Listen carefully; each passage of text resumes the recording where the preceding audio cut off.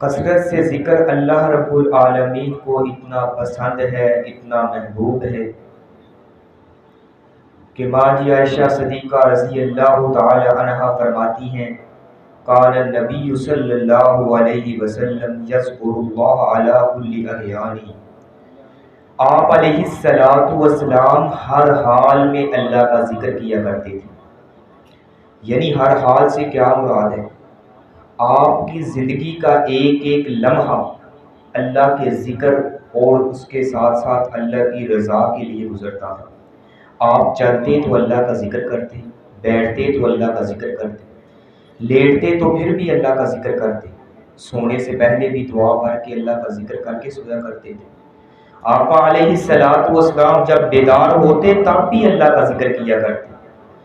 اسی طرح وضو کرنے سے پہلے اللہ کا ذکر، وضو کے بعد دعا پڑھ کے اللہ کا ذکر، گھر سے نکلتے ہیں تب بھی اللہ کا ذکر کرتے ہیں، گھر میں داخل ہوتے ہیں تب بھی اللہ کا ذکر کرتے ہیں۔ اسی طرح آقا علیہ الصلوۃ والسلام قضائے حاجت کے لیے جاتے ہیں تب بھی اللہ کا ذکر، قضائے حاجت سے فارغ ہوتے ہیں تب بھی اللہ کا ذکر۔ یعنی ہر حال میں، ہر کیفیت میں اللہ کے ذکر کو نبی کریم صلی اللہ علیہ وآلہ وسلم نے کیا ہے، اور امت کو یہ درس دیا ہے کہ جو مومن ہے، جو مسلمان ہے، وہ کسی بھی لمحے اللہ کو بھول نہیں سکتا۔ اسے ہر وقت اس کے ذہن میں اور اس کے دل میں یہ کیفیت ہونی چاہیے کہ مجھے میرا رب دیکھ رہا ہے۔ اگر مجھے میرا رب دیکھ رہا ہے، مومن کے دل میں یہ کیفیت پیدا ہو جائے تو وہ ہر وقت ہر حال میں اللہ سے ڈرتا رہتا ہے اور گناہ سے بچنے کی کوشش کرتا ہے۔ یعنی ذکر کے اتنے فوائد و ثمرات سنن ابن ماجہ کے اندر روایت موجود ہے، سیدنا ابو درداء رضی اللہ تعالی عنہ سے روایت ہے، فرماتے ہیں نبی کریم صلی اللہ علیہ وآلہ وسلم نے اپنے اصحاب سے فرمایا، اے میرے اصحاب، میں تمہیں کیا ایسا عمل نہ بتاؤں جو تمہارے لیے اللہ کے راستے میں مال و دولت خرچ کرنے سے بھی بہتر ہے؟ کیا میں تمہیں ایک ایسا عمل نہ بتلاؤں جو تمہارے لیے اللہ کی راہ میں گردن کٹانے سے بھی بہتر ہے؟ کیا میں تمہیں ایک ایسا عمل نہ بتاؤں؟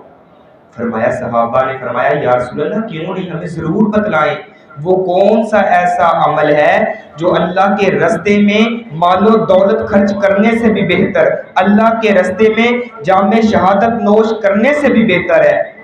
آقا علیہ الصلوۃ والسلام نے فرمایا، وہ ذکر اللہ، وہ اللہ کا ذکر ہے۔ اللہ کا ذکر کثرت سے تم کرو، اللہ رب العالمین تمہیں مال و دولت اور اپنا سر میدان جہاد میں کٹانے سے بھی زیادہ اجر عطا فرمائے گا۔ یعنی اتنی فضیلت اللہ کے ذکر کی ہے۔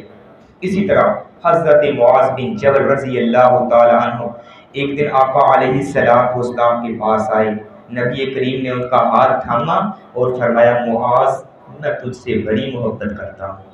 واہ معاذ رضی اللہ تعالی عنہ، تمہاری قسمت کے کیا کہنے، جسے محبوب علیہ الصلوۃ والسلام فرما رہے ہیں، اے معاذ میں تم سے بڑی محبت کرتا ہوں۔ سیدنا معاذ بن جبل رضی اللہ تعالی فرماتے ہیں، یا رسول اللہ میں بھی آپ سے بڑی محبت کرتا ہوں۔